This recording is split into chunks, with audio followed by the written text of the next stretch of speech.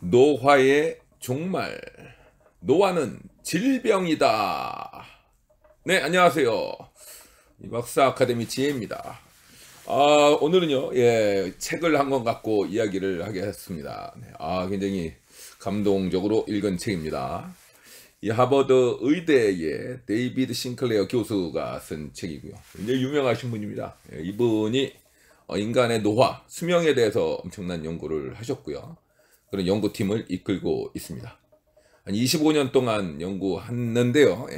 그 연구의 어떤 그런 결과들, 그런 거를 요약해서 이런 책을 썼습니다. 이분이 얘기하시는 게 노화의 종말. 굉장히 그 라디컬한 표현을 썼죠. 비슷한 말이 많이 있죠. 뭐 노동의 종말. 지금 뭐 21세기 지금 되면서요. 노동의 종말 이런 얘기 많이 하는데 이분은 이제 노화의 종말이다. 노화를 막을 수 있다. 이분이 얘기하는 게 노화는 질병이다. 그래서 치료할 수 있다라는 겁니다. 굉장히 이 관점이 새롭지 않습니까? 그래서 오늘은 이 책에 대해서 한번 요약을 한번 해보기로 하겠습니다. 네.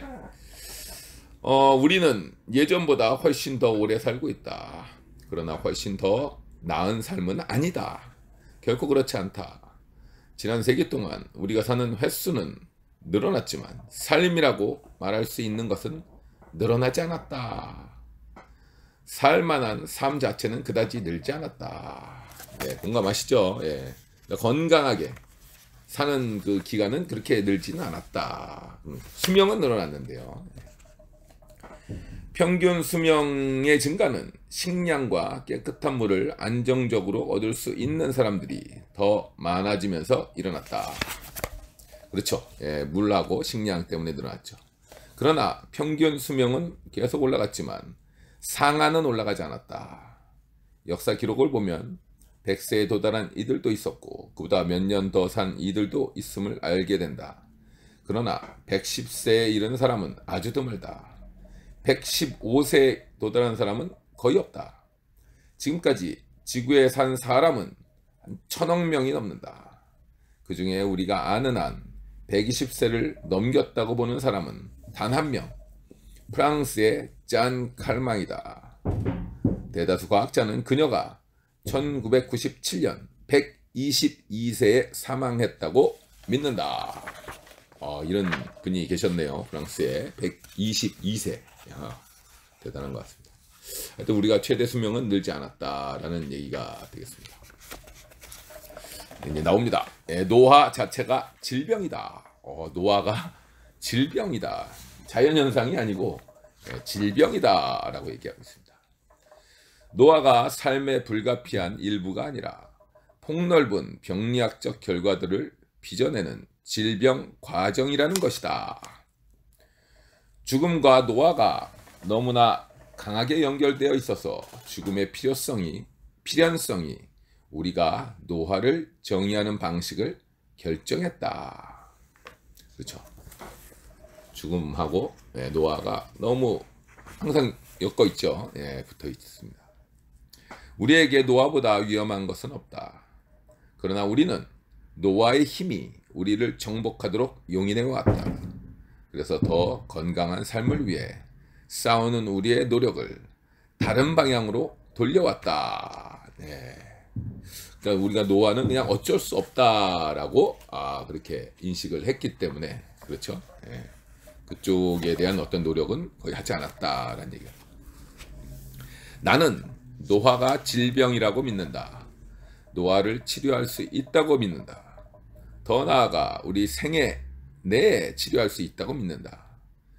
그리고 그럼으로써 인간의 건강에 관해 우리가 알고 있는 모든 내용이 근본적으로 바뀔 것이라고 믿는다.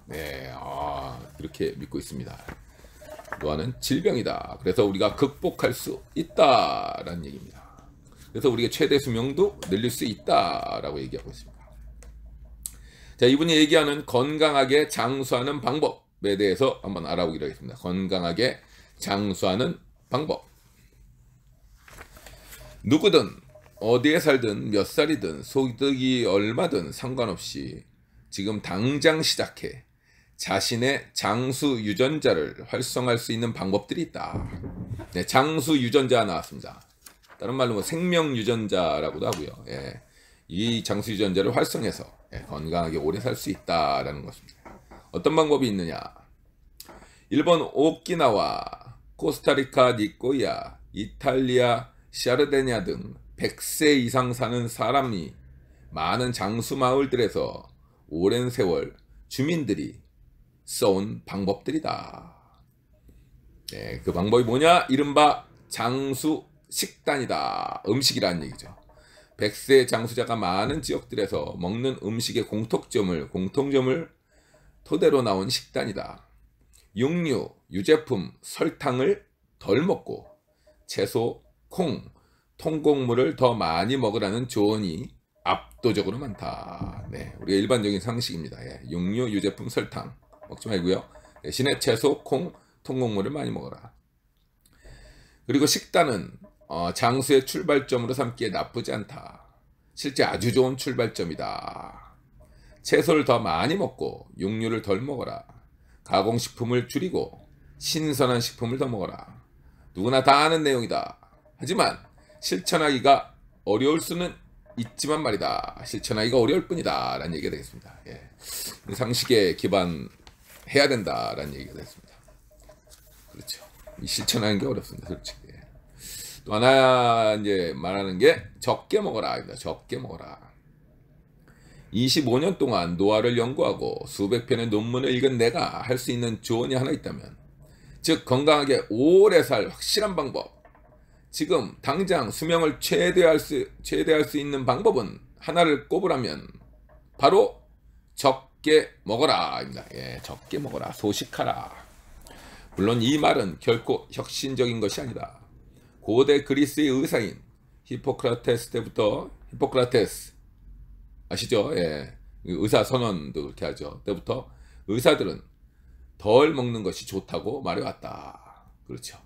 우리 동의보감의 허준 선생님도 얘기했죠. 예, 적게 먹어라. 이게 핵심이다. 건강하게 사는데.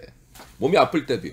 일부러 적게 먹어라. 그러면 이제 생명 유전자가 이 생명력이 더 활발해진다라고 얘기를 하고 있습니다.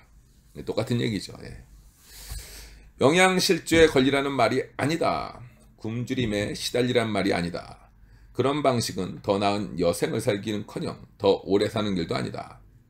그러니 절식, 단식, 이 풍요로운 세상에서 우리 대부분이 허용할 수 있는 것보다 더 자주 몸을 결핍 상태로 두는 것, 그걸 절식, 단식이라고 합니다. 이건 분명히 우리의 건강과 장수에 좋다. 그러니까 아니 굶주리라는 게 아니라 절제를 해라. 음식을 절제를 해라. 때로는 한번 줄여줘라. 단식을 해줘라. 그래서 결핍 상태를 만들어라. 몸을. 그러면 굉장히 건강에 좋아진다. 이것도 뭐 우리 동양의학에서는 굉장히 상식적인 얘기죠. 제가 전에 이전에 지혜편에 나온 미즈노 남복구 선생님, 이 얘기하는 절제 운명학에서도요, 인간이 운이 피고 건강하게 살라고 하면 이 절식을 해야 된다. 음식을 절제하는 게 굉장히 중요하다라고 얘기를 하고 있습니다. 당연히 허준 선생님도 똑같이 얘기를 하셨고요. 정말 중요합니다. 음식을 절제하는 것. 이걸 열량 제한이라고 하는데, 열량 제한이 수명을 늘릴 뿐 아니라 심장병, 당뇨, 뇌졸중, 암을 억제한다는 점을 생각하면 더욱 그렇다. 열량 제한은 장수 계획만이 아니라 활력 증진 계획이다. 활력을 높일 수 있다. 그럼에도 많은 이들이 힘들어한다. 집의 냉장고나 직장의 간식에 손을 대지 않으려면 강한 의지력이 필요하다. 결국은 또 실천의 문제가 되겠습니다.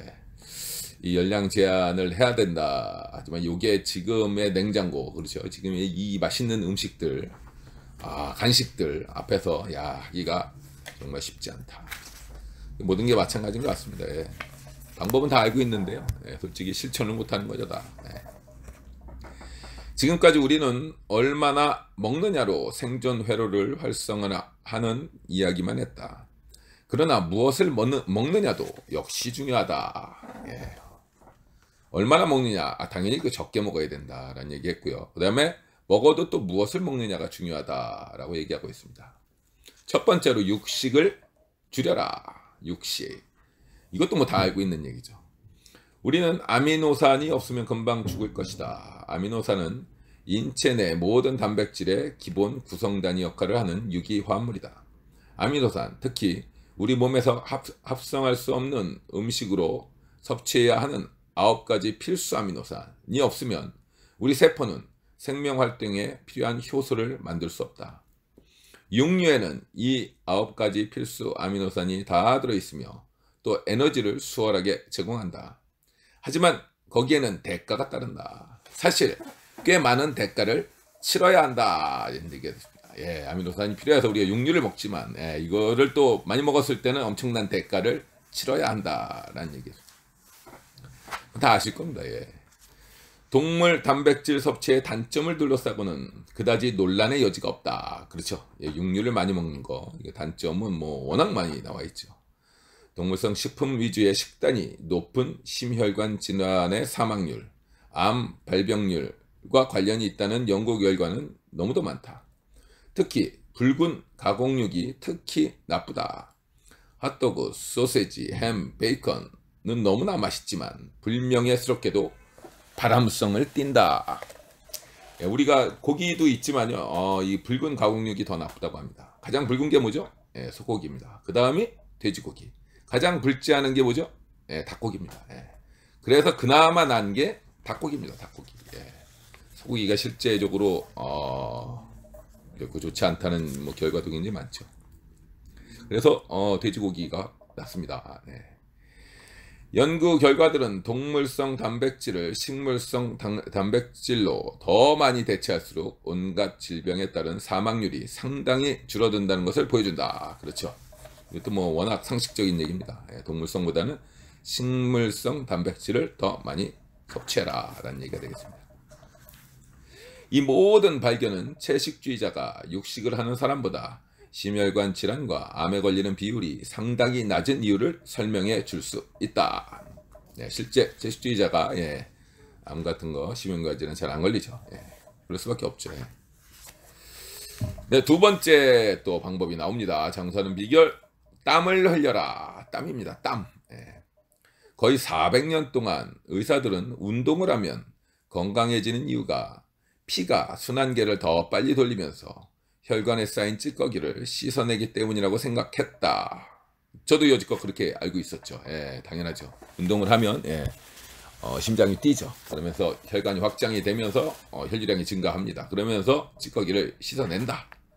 이래서 몸에 좋다라고 알았는데, 그런데 그런 식으로는 이루어지는 것이 아니다라고 얘기합니다. 다른 메커니즘이 있다라는 얘기가 되겠습니다. 운동 습관이 저마다 다른 성인 수천 명의 혈구에 있는 텔로미어를 조사했더니 한 가지 놀라운 상관관계가 드러났다. 운동을 더 많이 하는 사람일수록 텔로미어가 더 길었다.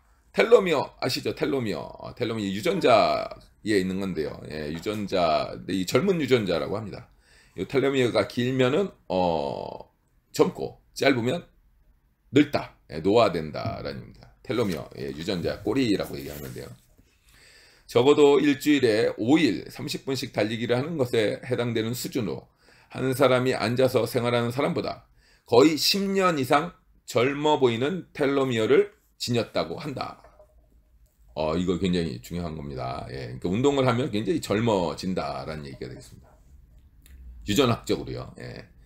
우리 세포가 생존 모드에 들어가도록 장수 유전자를 활성화하는 방법이 음식 섭취를 줄이고 대부분의 식단에 많이 들어있는 아미노산의 양을 줄이는 것만 있는 것이 아니다. 정의상 운동은 몸에 스트레스를 주는 활동이다. 그렇죠. 이제 음식만이 아니라 운동이 효과가 있다. 근데 운동은 우리 몸에 솔직히 스트레스를 주는 거죠. 운동은 NAD 농도를 증가시키며 NAD 농도 증가는 생존 회로를 활성화하고 생존 회로가 활성화되면 에너지 생산량과 근육이 늘면서 산소를 운반하는 모세혈관이 더 성장한다. 네, 지금 NAD라고 있는데요. 요것도 약자입니다. 근데 지금 NAD가 이 장수하고 활력을 증가시키는 굉장히 유효한 물질이라고 합니다. 예, 그 물질인데 요거의 농도를 증가시킨다. 운동을 하면요. 근데 대부분 이거 막 약으로 먹습니다. 약으로. 예. 대부분 우리가 이 건강보조식품이라고 하는 게 나중에 이분이 잘 드시는 게 NR, NMN 이런 약들인데요. 이게 이제 NAD를 증가를 시킵니다. NAD를 증가를 시키면 또 나중에 이 책에서도 나오는데 이 시로토닌이라고는 이 굉장히 그 활성 그 저거죠. 효소죠. 효소? 활성 물질이죠. 예. 우리가 그 젊게 살 수 있는 그런 물질인데요. 예, 그거를 증가를 시킵니다. 그래서 NAD가 굉장히 중요한데 약으로만 증가시키는 게 아니고요. 예, 이 운동이 이 NAD 농도를 증가시킨다라는 얘기가 되겠습니다. 운동을 통해 새 혈관을 생성하고 심장과 폐를 더 건강하게 하고 몸을 더 튼튼하게 하고 텔로미어를 늘리는 올바른 방향으로 조절된다. 그렇죠. 예, 이제 운동이 만병통치약이다라고 얘기하고 있습니다. 사실 운동은 우리 몸에 꼭 필요하다. 우리 모두는 자신을 밀어붙일 필요가 있다. 나이를 먹을수록 더욱 그렇다. 그런데 65세 이상의 사람들 중 10%만이 운동을 한다. 좋은 소식은 기력이 닿을 때까지 몇 시간씩 운동할 필요가 없다는 것이다. 최근에 한 연구에 따르면 일주일에 6에서 8km를 뛰는 대다수에게는 하루에 한 15분 이내로 할 수 있는 운동량으로 사람도 심장마비로 사망할 확률이 40% 줄고 갖가지 원인에 따른 사망률이 45% 줄어든다고 한다. 엄청난 효과다. 대단히 충격적인 사실은 달리기를 많이 하든 적게 하든 얻는 건강의 혜택은 놀라울 만치 비슷했다는 점이다. 하루에 적절한 강도로 약 10분만 뛰면 수명이 몇 년 더 늘어난다. 이거 굉장히 중요한 포인트입니다. 예. 그 운동이 중요한데 운동을 뭐 몇 시간씩 열심히 할 필요가 없다라는 얘기입니다. 하루에 한 10분이나 15분, 예, 요 정도만 약간 적절한 좀 강도를 넣어서 운동을 하면 효과는 같다라는 게 그 연구 결과입니다. 저도 이거 굉장히 고무적으로 들렸습니다. 굳이 뭐 1시간 이상 이렇게 오래 할 필요가 없다. 효과적인 측면에서는 한 10분이나 15분 정도만 좀 세게 한번 해주면 좋다라는 얘기가 되겠습니다. 그러나 한가로이 걷는 것과 경쾌하게 달리는 것은 다르다. 수명 유전자들을 전면적으로 가동하려면 강도가 중요하다. 이 강도가 이제 지금 좀 아까 얘기한 강도입니다. 그러니까 설설을 10분, 15분 하라는 얘기가 아니라 좀 강도 있게 10에서 15분 하라는 얘기입니다. 건강을 개선하는 유전자들을 가장 많이 참여시키는 운동을 고강도 인터벌 트레이닝이라고 합니다. 고강도로 인터벌 트레이닝을 하다. 인터벌 트레이닝은 강한 운동 사이에 가벼운 운동을 섞어 반복하는 방식. 심장 박동수와 호흡을 상당히 높이는 운동이다. 나이 든 사람일수록 효과가 더 좋다. 그러니까 좀 세게 한번 달리기 같은 거 세게 한번 한 다음에 그다음에 이제 약하게, 그죠? 가벼운 운동, 그러니까 걷는 걸로 또 일정 시간 지속하고요. 그다음에 또 한번 세게 전력 질주를 한번 하고 그다음에 또 가볍게 걷고, 요거를 이제 고강도 인터벌 트레이닝이라고 합니다. 네. 순간적으로 이제 심장 박동수를 높이고 그다음에 안정화를 시키고, 요걸 이제 반복적으로 하라는 얘기죠. 이게 굉장히 효과가 좋다라는 얘기가 되겠습니다. 힘들다는 느낌이 들 때까지 격렬하게 운동하라. 빠르고 깊이 호흡을 하면서 최대 심장 박동수의 70에서 85%로 뛰어야 한다. 뭐 전력 질주까지는 아니더라도 한 70에서 85%, 한 80% 정도로 뛰라 이거죠. 그래서 땀을 흘려야 하고 숨을 고르지 않고서는 몇 마디 이상 말을 할 수 없을 정도로 해야 된다. 좀 숨이 벅차게 정도는 운동을 해라. 이것이 저산소증 반응이며 영구히 피해를 입히지 않으면서 몸의 노화 방어 체계를 활성화할 만큼 스트레스를 일으키는 아주 좋은 방법이다. 그렇죠. 아까 몸에 좀 자극을 줘야 된다고 그랬잖아요. 그 장수 유전자를 활성화 시키려면 요게 요 정도의 강도로 운동을 하는 게 자극을 준다라는 얘기가 됐습니다. 그러니까 땀이 날 정도로 해라. 라는 얘기가 되겠습니다. 운동할 때 활성을 띠는 장수 유전자들 중 상당수가 텔로미어 연장, 세포에 산소를 전달하는 새 모세혈관 형성, 산소를 태워서 화학에너지를 생산하는 미토콘드리아의 활성 강화 같은 운동의 건강 혜택을 책임지고 있다는 것이다. 네, 좀 구체적으로 얘기를 했죠. 네, 텔로미어 연장, 그다음에 모세혈관 형성, 그다음에 미토콘드리아의 활성. 요게 이제 노화하고 굉장히 관련이 있습니다. 요 기능들이 다 떨어지면 노화가 되는데 이 운동이 그것들을 다 활성화시킬 수 있다라고 했습니다. 결론적으로 운동은 장수 유전자를 켬으로써 세포 수준에서 우리를 다시 젊게 만든다입니다. 네. 전 상당히 공감을 합니다. 저희 아버님이 지금 79세신데요. 아직도 지금 운동을 하시는데요. 헬스를 하시는데 아직도 세포가 살아 있습니다. 예, 가슴이 빵빵합니다. 예. 내가 봐도 나이가 든다고 이 세포가 죽는 것 같지는 않아요. 계속 이렇게 자극을 주면요, 세포는 계속 상태를 유지하는 것 같습니다. 예. 그 다음에 제가 좋아하는 우리 김영석 교수님, 현재 102세시죠. 그분도 항상 좀 운동을 일주일에 3번 정도를 수영을 하신다고 합니다. 수영이 그 강도가 세죠. 예, 수영이 한 10분만 해보세요. 예, 그 강도 셉니다. 그래서 그분의 어떤 그런 젊음도 이 수영하고 또 관련이 있겠구나라는 생각이 들기도 합니다. 단식과 운동을 결합하면 수명이 더 늘어나지 않을까? 확실히 그렇다. 양쪽을 다 하고 있다면 축하한다. 제대로 잘하고 있는 것이다. 네, 아까 그 음식에 대해서 얘기했죠. 절식, 단식 얘기했죠. 예. 여기에다 운동까지 결합하면 금상첨화다 라는 얘기가 되겠습니다. 네. 네, 또 다른 방법 하나 또 제시하고 있습니다. 네, 몸을 차갑게 하라. 이것도 몸에 자극을 주는 방법입니다. 몸을 차갑게 하라. 예. 몸의 온도를 좀 떨어뜨려라. 인간은 항상성이 있다. 즉 모든 생물은 안정된 평형 상태를 추구하는 경향을 보편적인 생물학적 원리 중 하나다. 사실상 생존 회로를 인도하는 힘이다. 따라서 어디에서든 그것을 볼 수 있다.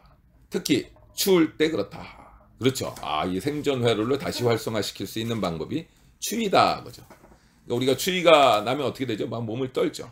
그게 뭐죠? 온도를 높이기 위해서 이제 노력을 하는 거죠. 진동을 만들어서 온도를 높이려고 노력합니다. 그러니까 이 생명력을 자극을 하는 거죠. 생존 회로를 막 작동을 시킵니다. 그래서 좀 춥게 이 상황을 한번 몰면 지금 더 이 장수 유전자를 활성화시킬 수 있다라는 얘기가 되겠습니다. 그렇죠. 공감이 되죠. 그래서 좀 춥게 지냄으로써 갈색 지방에 든 미토콘드리아를 활성화하는 것이다. 이게 추운 게 이제 미토콘드리아를 활성화시킬 수 있다. 좀 과학적으로 얘기하면요. 가장 좋은 방법은 아주 간단히 할 수 있다. 보스턴 같은 도시에서 겨울날에 티셔츠 차림으로 활기차게 걷는 것이다. 네, 추운 겨울날에 한번 운동을 해라. 이런 게 되겠습니다. 이거 뭐 해병대 우리 부대원들 막 그렇게 하죠. 추운 겨울날에 우통 벗고 막 얼음 속에도 들어가고요. 물론 계속 오래 있지 않습니다. 잠시 자극만 주고 나오는 거죠. 그걸 이제 저온요법이라고 합니다. 저온요법. 실제 의학적으로도 저온요법은 굉장히 몸을 활성화시키는 그 방법으로 사용하고 있습니다. 순간적으로 자극만 주는 겁니다. 계속 있으면 동상 걸리죠. 그런 몸을 망치는 길입니다. 인생에서 대부분의 것들이 그렇듯이 당신이 젊다면 생활 습관을 바꾸는 쪽이 최선일 것이다. 나이를 먹을수록 갈색 지방은 만들기가 더 어려워지기 때문이다. 추위에 노출한 쪽을 택한다면 적당히 노출하는 것이 핵심이다. 단식과 마찬가지로 벼랑 끝에 가까이 다가가지만 그 너머로는 가지 않는 것이 가장 큰 혜택을 보는 방법이다. 저체온증은 건강에 좋지 않다. 동상도 마찬가지다. 그러니 소름, 딱딱거리는 이, 떨리는 팔은 위험한 상태가 아니다. 한 그 정도까지 자극을 주는 장면. 춥네. 그렇죠. 막 떨린다. 이가 딸딸딸 떨린다. 요 정도까지만 하라는 얘기죠. 그 상태를 이상을 해서 동상이 걸린다든지 저체온증 상태까지 간다는 것은 상당히 미련한 짓이다라는 얘기가 되겠습니다. 당연히 동감하시라 습니다. 네. 그 다음에 2018년 헬싱키에서 이루어진 연구를 보면 사우나를 하는 사람이 그렇지 않은 사람보다 신체 기능, 활력, 사회활동 전반적으로 건강 상태가 상당히 더 낫다라고 보고를 했다. 예. 사우나를 자주 하는 이들이 일주일에 한 번 하는 사람들보다 심장병, 치명적인 급성 심근경색, 그리고 전반적인 사망률이 절반에 불과했다. 그렇죠. 사우나를 자주 하는 사람들이 건강했다라는 얘기가 되겠습니다. 이 사우나가 뭐죠? 예, 이것도 아까 이 온도죠. 예, 온도 자극을 주는 겁니다. 몸에 온도 자극을 주는 거죠. 우리 특히 저도 러시아 같은 저를 한번 가보면 걔네들은 사우나가 대중화돼 있죠. 예, 코티지에서 뭐 한 100도 정도 거의 올려놓고 겨울에요. 예, 사우나를 합니다. 그 땀을 쭉 뺀 다음에 밖에 나가서 바로 밖에 다 이제 눈 천지거든요. 예, 눈에 그냥 또 바로 식힙니다. 예. 이거 몇 번 하면요, 진짜 정신이 번쩍 듭니다. 예. 그다음 일반적으로 우리 목욕탕 가서도 마찬가지죠. 예, 사우나 한 다음에 땀을 흘린 다음에 찬 냉수 탕에 한번 들어가 보면 정말 정신이 번쩍 들죠. 그게 상당히 몸에 좋다고 하죠. 요즘 끝난 거게 혈액순환이었던 것 같은데 그 효과 때문에 그랬던 것 같은데 지금 얘기를 들어봐서는 유전자 자체, 특히 아까 미토콘드리아를 활성화시켜준다라는 결과를 알게 됐습니다. 예. 이제 어떤 효과가 있다. 온도 자극을 주는 게. 그래서 차가운 데에 이렇게 노출시키는 거 또는 사우나 같이 아주 뜨거운 데에 한번 노출을 시켜서 자극을 주는 게 건강에 좋다라는 얘기가 되겠습니다. 네, 다음은 흡연입니다. 흡연. 예. 흡연자가 더 빨리 늙는 듯한 이유가 하나 있다. 근데 사실 정말 더 빨리 늙기 때문이다. 네, 흡연하는 사람이 좀 많이 늙어 보이죠. 예.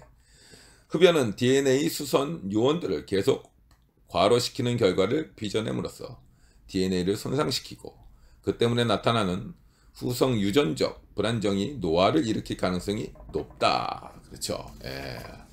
이 유전자를 계속 손상시킨다라는 얘기가 되겠습니다. 담배 연기에 든 방향성 아민류는 DNA를 손상시키는데 직접 흡연보다 간접 흡연으로 들이마시는 양이 약 50에서 60배 더 많다. 담배를 피우는 사람이라면 끊으려고 애쓸 만한 가치가 충분하다. 이게 또 굉장히 중요한 사실인데요. 담배 연기에 이렇게 담배 연기가 나오잖아요. 예, 이 냄새, 그 방향이죠. 담배 연기 그 자체가 DNA를 이제 손상시켜 준다 이거죠. 근데 직접 흡연보다 이 간접 흡연으로 나오는 그죠? 예, 그게 더 양이 더 많다. 50에서 60배 더 많다라는 얘기가 되겠습니다. 예. 그래서 이 주변 사람들의 그 냄새를 통해서 연기를 통해서 주변 사람들한테 DNA를 손상시킬 수 있다라는 얘기가 되겠습니다. 또 자동차 얘기 나옵니다. 매연입니다. 예, 자동차가 우글거리는 도시 지역에서 숨을 쉬는 것만으로 DNA의 손상이 일어날 수 있다. 그렇죠. 우리 매연 자체가 우리 DNA 손상을 일으킨다. 또 플라스틱 병과 일회용 포장 용기를 비롯한 플라스틱에 들어있는 PCB, 폴리여마 바이페닐 같은 화학물질도 조심하는 편이 현명하다.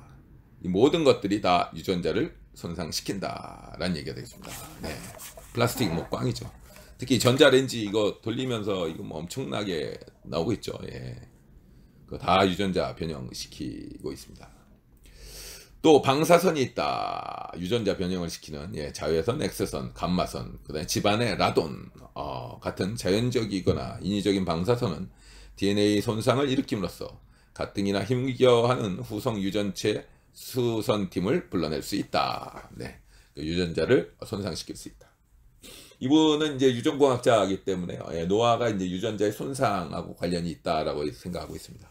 그래서 이 모든 것들이 유전자가 손상이 되면 노화가 촉진된다라고 얘기하고 있습니다. 그래서 이분은 엑스레이도 함부로 찍지 않고요. 비행기도 함부로 타지 않다는데 비행기 타면은 일단은 그 위쪽에 이제 자외선 영역이 세지고요. 타면서 맨날 그 검사해야 되잖아요. 예, 그런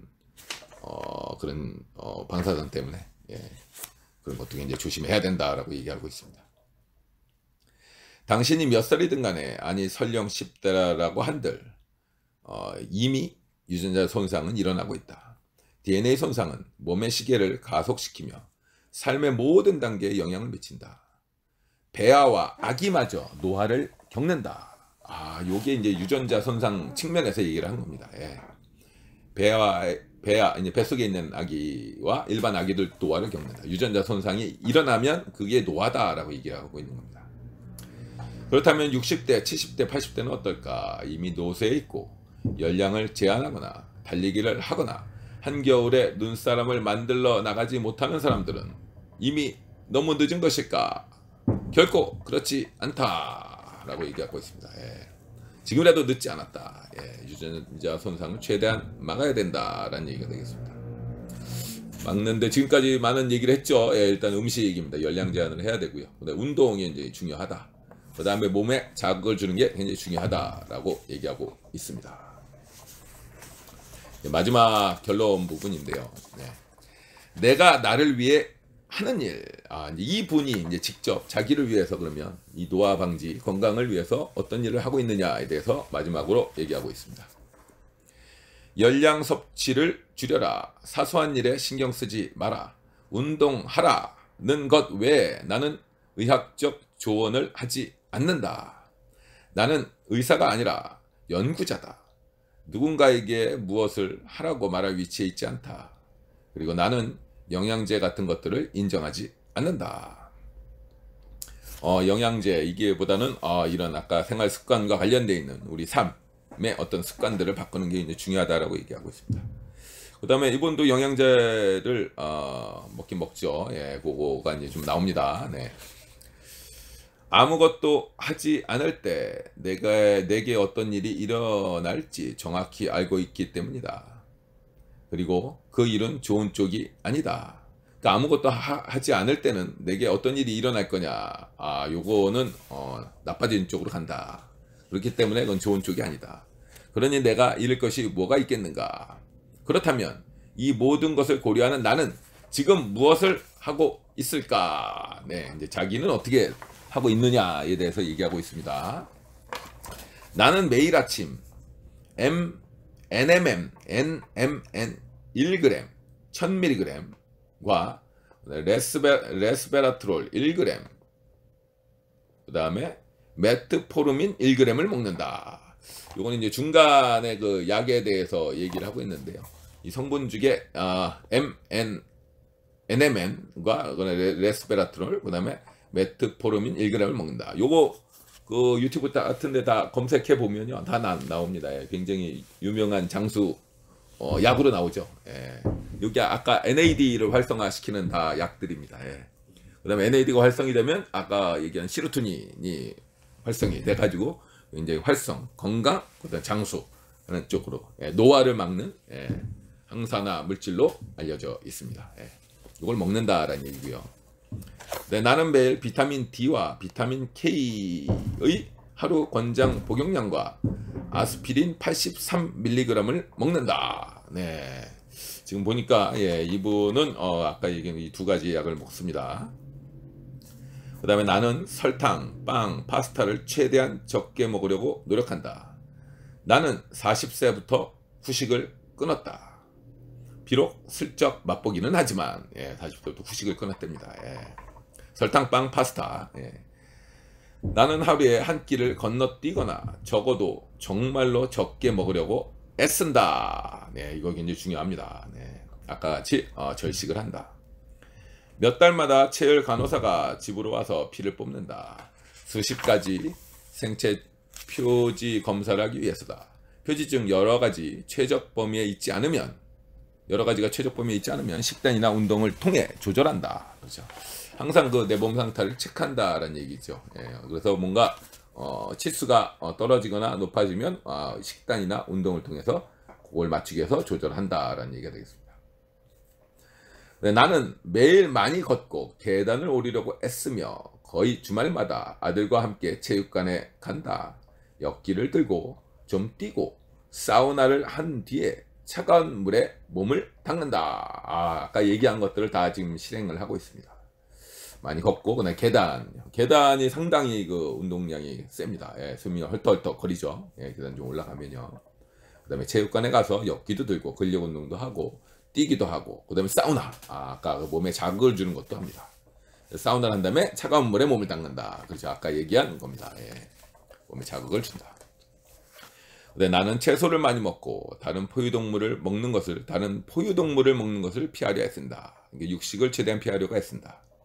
맛이 좋기는 하지만 운동을 한다면 고기를 먹을 것이다. 네, 운동을 하면은 고기를 좀 먹긴 한다. 왜 맛이 좋다는 거. 예, 다 지금 여기 맛에, 그 고기 맛에 다 지금 다 중독이 됐죠. 그다음에 나는 담배를 피우지 않는다. 플라스틱 용기를 전자레인지에 돌리는 것, 이것도 하지 않는다. 지나친 자외선 노출, X선, CT 촬영은 피하려고 애쓴다. 아까 이 방사선이죠. 예. 이게 다 유전자를 다 손상을 시키기 때문에 그렇습니다. 그리고 낮에 그리고 밤에 잘 때 시원한 환경을 유지하려고 애쓴다. 요것도 아까 차가운 상태를 유지하는 거죠. 예. 그 다음에 체중이나 체질량 지수가 건강 수명의 최적 범위에 놓이도록 노력한다. 내 최적 지수는 23에서 25다. 예, 그래서 항상 그 체중이나 이 체중 굉장히 중요하죠. 예. 의사들이 제일 보는 게 체중입니다. 예. 이 체중이 범위에서 어떻게 벗어나 있느냐, 그 상태를 보고 전체적인 건강 상태를 다 체크할 수 있죠. 네. 이분이 뭐 하는 건 뭐 특별하게 하는 것 같지는 않습니다. 예. 아까 얘기한 대로 그냥 일상의 어떤 삶의 습관을 굉장히 절제하는 습관으로 살고 있다. 뭐 이런 얘기가 되겠습니다. 나는 최대한 내 행동에 주의를 기울이고 몸이 가뿐한지 신경 쓰고 이따금 피를 뽑아서 생체 지표들을 검사한다. 시간이 흐르면서 나는 어떤 식단, 운동, 영양제가 내게 가장 잘 맞는지를 파악한다. 그렇죠. 그러니까 내 삶을 잘 관찰한다라는 얘기가 있습니다. 잘 관찰하고 그다음에 주의를 기울인다. 그다음에 실천한다라는 얘기였습니다. 나한테 뭐가 맞는지를 항상 민감하게 파악해보도록 노력한다라는 얘기가 됩니다. 나는 앞으로 오랫동안 살기를 희망하기 때문이다. 그 목표를 갖고 개입할 수 있는 X인자들이 많다. 어쨌든 나는 내일 당장 버스에 치일 수도 있다. 그러나 내가 100세 생일이 지난 뒤까지 행복하고 건강하고 친구와 가족들과 동료에게 둘러싸여 지내는 날을 상상하기가 갈수록 더 쉬워지고 있다. 자신감이 있다는 얘기죠. 예. 버스에 치면 어쩔 수 없지만 내가 100세가 돼서도 그렇게 건강하고 행복하게 지낼 수 있을 것 같다. 내가 하고 싶은 것은 아주 많다. 그리고 내가 돕고 싶은 이들 역시 아주 많다. 나는 건강과 행복과 번영으로 나아가는 길이라고 내가 믿는 쪽으로 인류를 계속 떠밀고 싶다. 오래도록 건강하고 행복하게 살면서 우리가 어떤 길로 나아가고 있는지 보고 싶다. 네. 그래서 항상 그 길로 연구를 하고 있고요. 그 다음에 자기의 삶도 잘 케어하고 있다. 실천하고 있다라는 얘기가 되겠습니다. 네, 이것으로 마치고요. 예, 참 일단은 관점이 좋은 것 같습니다. 예, 일단 노화가 질병이다. 예, 노화가 자연현상이 아니라 질병이다. 그래서 얼마든지 내 노력으로 치료하고 치유할 수 있다. 예, 활성화시킬 수 있다라는 얘기가 되겠습니다. 이제 적극적인 이 건강과 노화에 대한 대응인 것 같습니다. 정말 상당히 좋았던 것 같습니다. 결론은 우리 모두가 항상 건강하고 행복하게 오래 살기를 바란다라는 뜻이 되겠습니다. 여러분도 항상 건강하고 행복하게 오래오래 행복하게 사시기를 바라겠습니다. 이것으로 마치겠습니다. 라차차 화이팅 신바람 이박사였습니다.